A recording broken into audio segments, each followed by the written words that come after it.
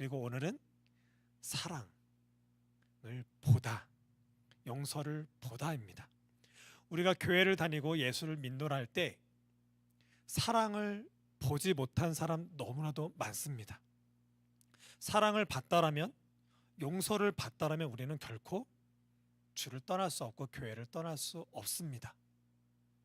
우리는 오늘 이 말씀을 통해서 사랑을 본다라는 게 무엇인지 알아야 되겠고, 용서라는 것이 무엇인지 알기를 바라겠습니다. 오늘 말씀에 보면 용서가 주제입니다. 베드로가 나와서 묻습니다. 형제가 죄를 범하면 7번까지 용서하면 되겠습니까? 라고 묻습니다.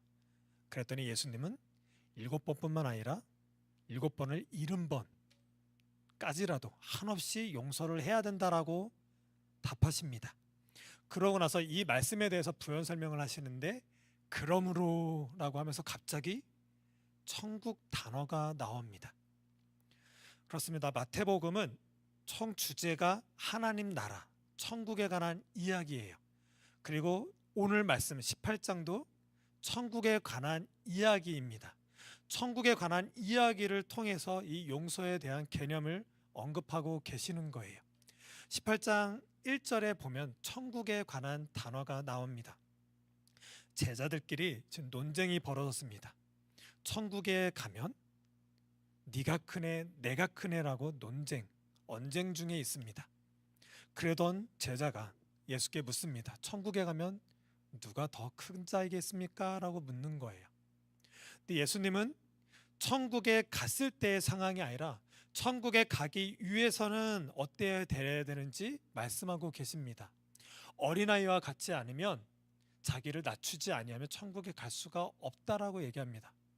여기서 어린아이라 하면 어리숙하고 그냥 어리기만 하는 그런 존재를 얘기하는 것이 아니라, 히브리적인 그 사상에서는 어린 아이는 공로가 없다라는 뜻입니다.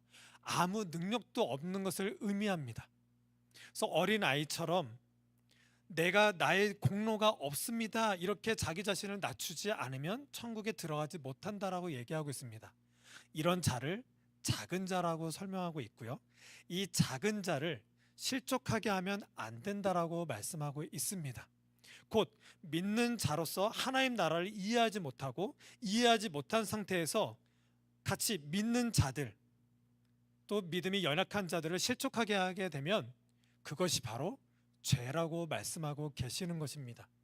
그래서 그렇게 실족하게 하는 것들, 너의 발로 누군가를 실족하게 하고 믿음을 저버리게 하고 교회를 떠나게 하게 하거나 하나님을 떠나게 하게 하는 요소가 있다면 차라리 그 발을 잘라버려, 너 눈을 뽑아버려. 너가 갖고 있는 무엇인가로 해서 누군가 실족하게 한다면 차라리 그걸 없애고 천국에 들어가는 게 나아라고 지금 말씀하고 계십니다. 그리고 길 잃은 양, 한 마리 잃어버린 양에 대해서 또 언급을 하십니다. 양은 결코 절대로 자기가 스스로 우리에 들어가지 못합니다. 꼭 목자의 인도하에서 우리에 들어갈 수가 있습니다.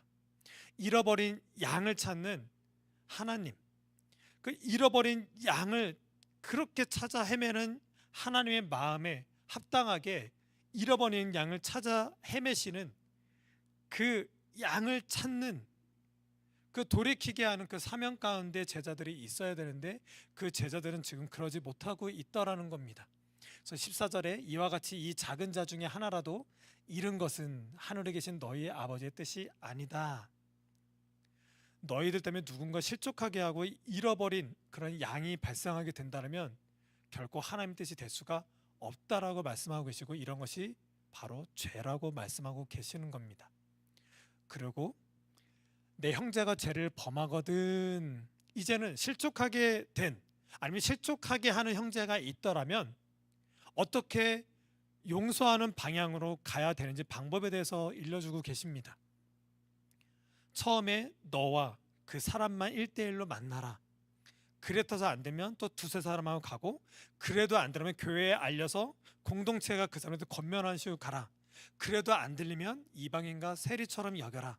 아예 하나님을 모르는 자로 취급하라고 이렇게 말씀하고 계십니다. 그러고 나서 진실로 진실로 너희에게 이르노니 무엇이든지 너희가 땅에서 매면 하늘에서도 매일 것이요 무엇이든지 땅에서 풀면 하늘에서도 풀리리라.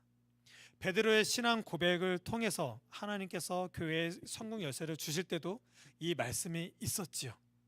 이 공동체에게 부여된 하나님의 놀라우신 그 어마어마한 그 가치가 공동체 가운데 이렇게 실려져 있습니다. 그래서 너희 중에 두세 사람이 땅에서 합심하여 무엇이든지 구하면, 우리는 이 말씀 때문에 합심하여서 기도하고 서로 모여서 기도하고 어떻게든 그렇게 기도하게끔 하는 말로 많이 인용될 때가 있는데 사실은 그렇지 않습니다. 헬라어로는 심포네오, 동의하다, 일치하다입니다. 우리가 하나님을 믿는 그리스도로 말미암는 믿음 가운데 온전함으로 있는 그 공동체들이 함께 있는 그 자리, 그 합심하여서 한 믿음으로 있는 그 자리에 하나님 아버지께서 그들과 함께 하신다.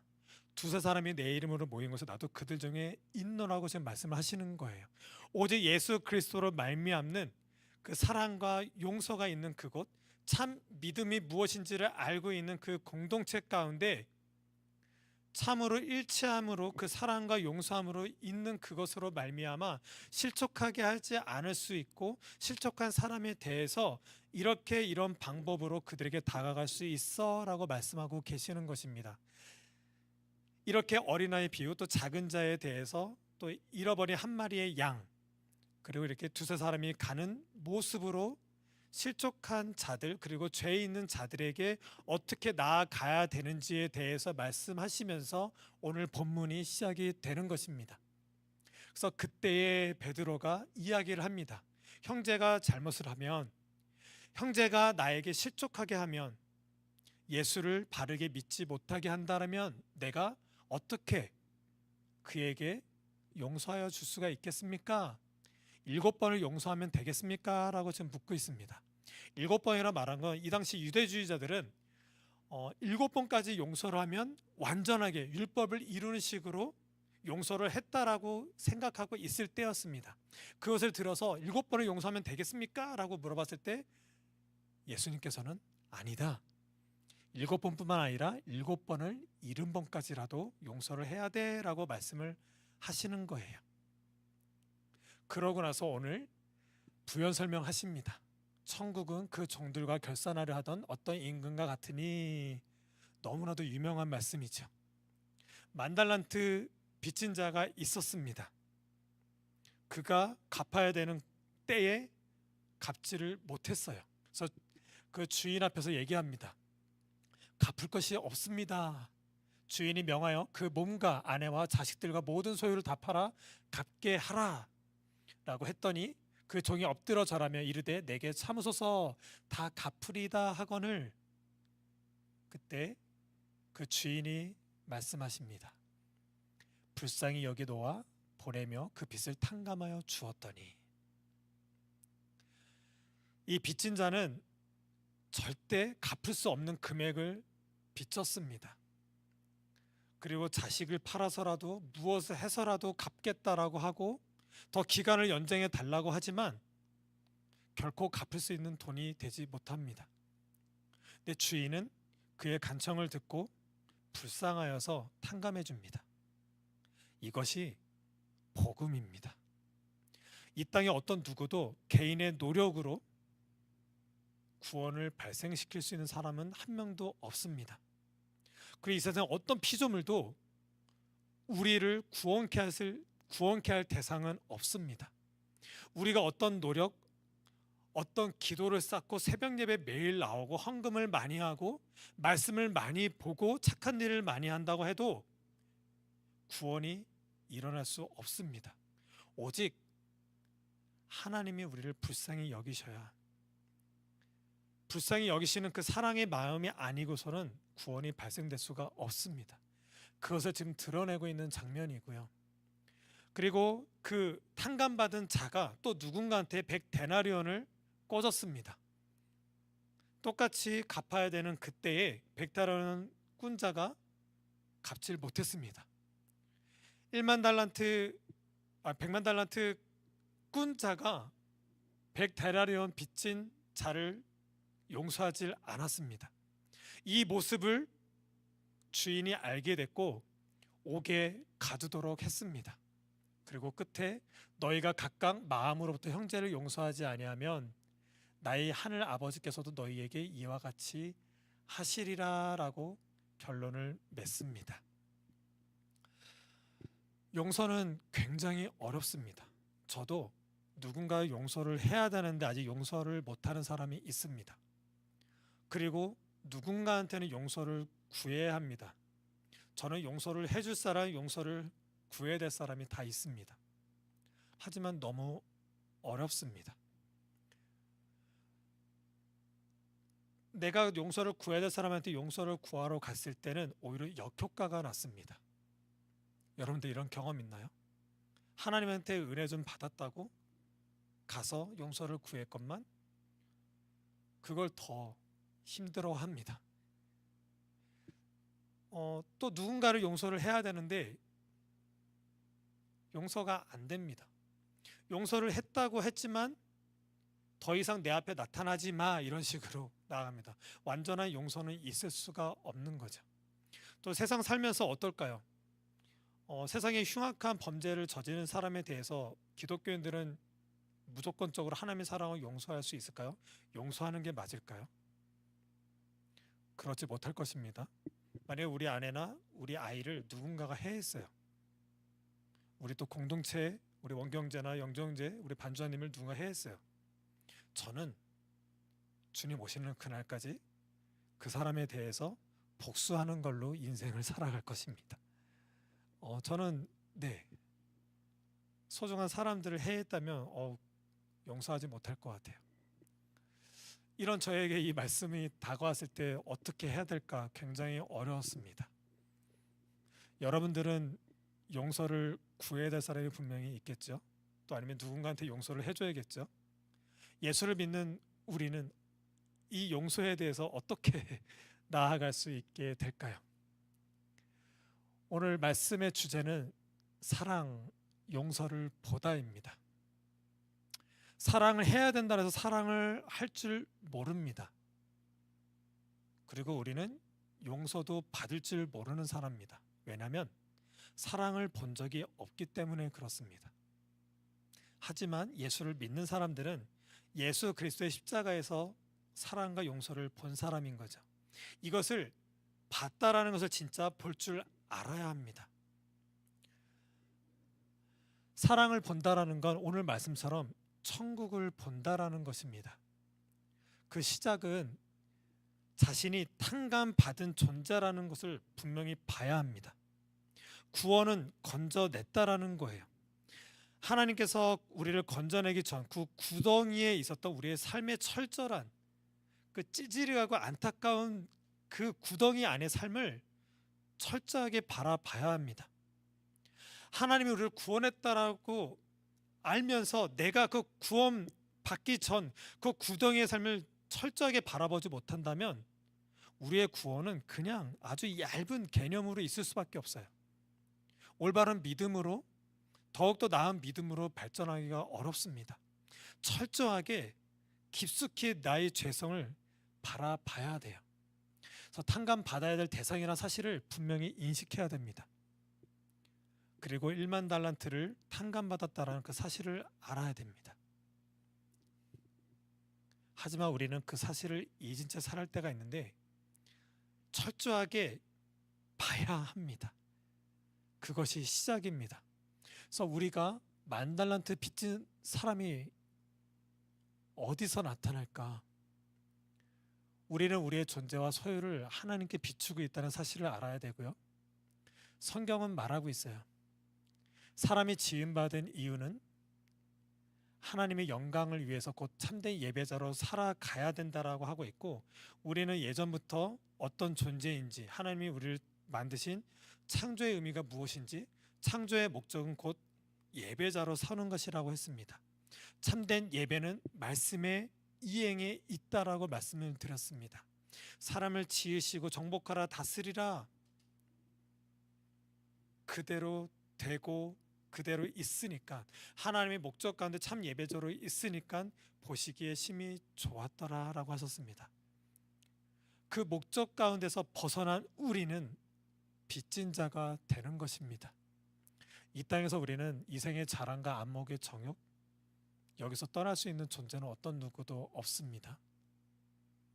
그래서 우리는 공동체 안에서 하나님의 사랑 가운데, 은혜 가운데서 하나님이 명하신 대로 이웃사랑을 내가 내 자신을 사랑하는 것처럼 그 십자가의 사랑으로 절대 용서하지 못할 대상, 저는 특별히 내 자신을 용서하지 못하고 있었거든요.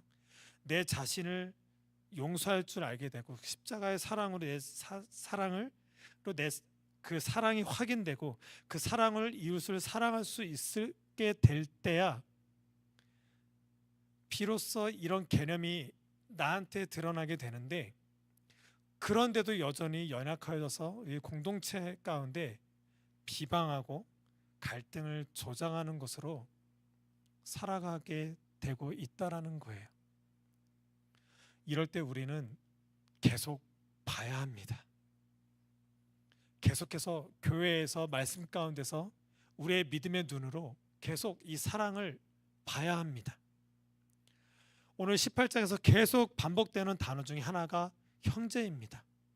왜 형제라는 말이 계속 우리 눈에 반복되게 보이게끔 하셨을까요?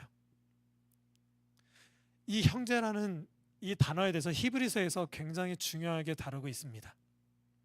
히브리서 2장 9절에 보시면 예수께서는 죽음의 고난을 받으심으로 말미암아 영광과 존귀로 관을 쓰셨다라고 합니다. 이 예수님을 보라는 거예요.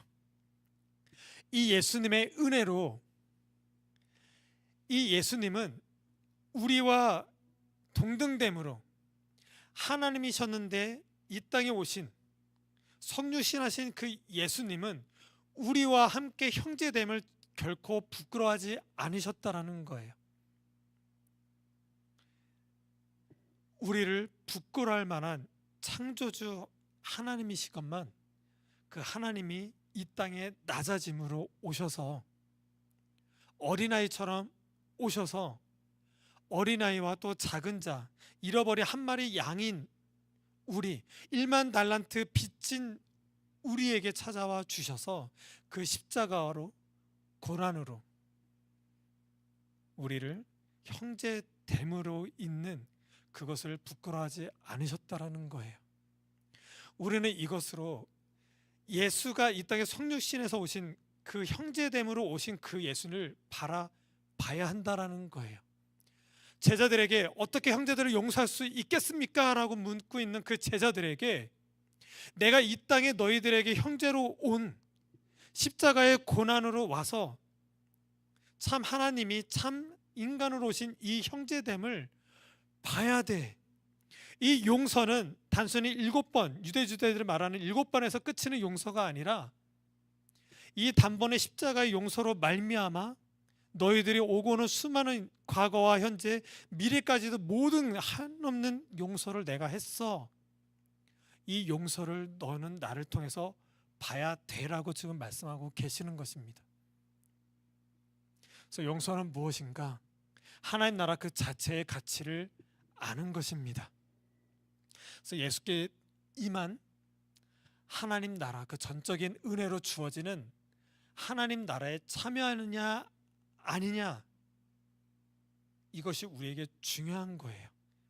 1만 달란트를 탕감받을 수 있냐 없냐 차원이 우리에게 중요하다는 것입니다. 이런 삶은 우리에게 그냥 주어지지 않습니다. 아까 서두에도 말씀드렸지만 우리의 어떤 노력도 이 세상 어떤 피조물도 우리에게 사랑과 용서를 해줄 수 있는 존재는 없습니다. 우리는 우리의 삶에서 우리에게 신앙을 주신, 믿음을 주신 예수 그리스도를, 성육신에서 오신 형제됨을 부끄러워하지 않는 예수 그리스도를 우리는 봐야 합니다. 그래서 예수 그리스도처럼 7번을 70번이라도 한없는 용서로 나아간다는 것이 무엇인지 우리는 봐야 하고 그 본 사랑으로, 그 본 용서로 하나님과 이 세상 가운데 나아가야 할 것입니다. 우리는 이 설교를 보고 이 말씀을 보면서도 내가 누군가한테 용서하지 못할 그 마음이 용서하는 마음으로 변화되지는 못할 것입니다. 만약에 제 딸을 누군가가 해했다면 저는 결코 용서하지 못할 것입니다. 그렇다면 이 용서를 향해서 우리는 어떻게 나아가야 할까요? 믿음밖에는 없습니다. 나는 1만 달란트를 빚졌는데 또 그것을 탕감받았는데 누군가한테 그 100달러를 못 갚은 거에 대해서 내가 그렇게 미워하고 싫어하고 용서하지 못한다라면 그 용서하는 모습을 보고 있는 하나님은 나를 어떻게 바라보고 있을까요? 여러분들에게도 오늘 말씀을 빗대서 묻자면 예수 그리스도의 십자가로 인해서 용서받은 그 용서와 내가 누군가를 용서하지 못하고 있는 그 용서와 어떤 것이 더 큽니까? 당연히 내가 누군가를 용서하지 못하는 그 용서보다 하나님께서 당신의 아들을 통해서 십자가에서 용서하신 그 용서가 훨씬 클 거예요. 바로 그거예요. 우리가 당장은 누군가를 용서하지 못하지만 우리는 신앙 고백을 할 수 있습니다. 주님, 그렇습니다. 내가 누군가를 용서하지 못하고 있지만 이 용서에 비해서 하나님의 용서는 너무나도 크십니다. 하나님이 나에게 준 용서에 비하면 내가 저 사람을 미워하고 아직 용서하지 못하고 있는 이 마음은 아무것도 아닙니다라고 하는 그 신앙 고백이 용서의 시작인 것입니다. 기독교인은 가해자에게 그래 너 용서할게 이것으로 용서를 삼지 않습니다. 믿음의 사람들은 용서는 오직 신앙 고백에 있습니다. 주님 그렇습니다. 저 사람에 대해 용서하지 못하는 마음은 정말 하나님이 나에게 용서해 준 그 용서에 비하면 아무것도 아니었군요. 이것을 깨닫게 되고 이것을 시인하고 신앙 고백한다 나가는 것이 바로 용서의 시작이 됩니다. 하지만 그렇다고 그 사람에게 용서로 갈 수는 또 없는 걸 알고 있습니다. 이때 우리는 기도해야 됩니다. 나도 꾸준히 하나님 앞에서 그리스도를 말미암는 참 용서를 하게 하신 그 하나님의 사랑을 알게 해주세요. 그리고 내가 용서를 해야 될 사람, 또 내가 용서를 구해야 될 사람, 하나님을 알게 하여 주시옵소서. 그 십자가의 사랑, 십자가 용서를 알게 하여 주셔서 당장 서로를 용서하고 용서를 구하고 이런 차원 가운데 서로 만나서 용서를 구하거나 용서하지 못할지라도 하나님 앞에서 하나님을 알았다라는 이유만으로 이 용서의 개념으로 참 사랑으로 신앙 고백적으로 자기에게 걸려있는 자기와 함께 인간관계에 어그러져 있는 수많은 용서하지 못하는 사람들이 그 사랑으로 용서할 수 있는 그 사랑의 신앙 고백이 하나님께 온전히 들려질 수 있는 그 고백이 이루어질 수 있게 하여 주시옵소서.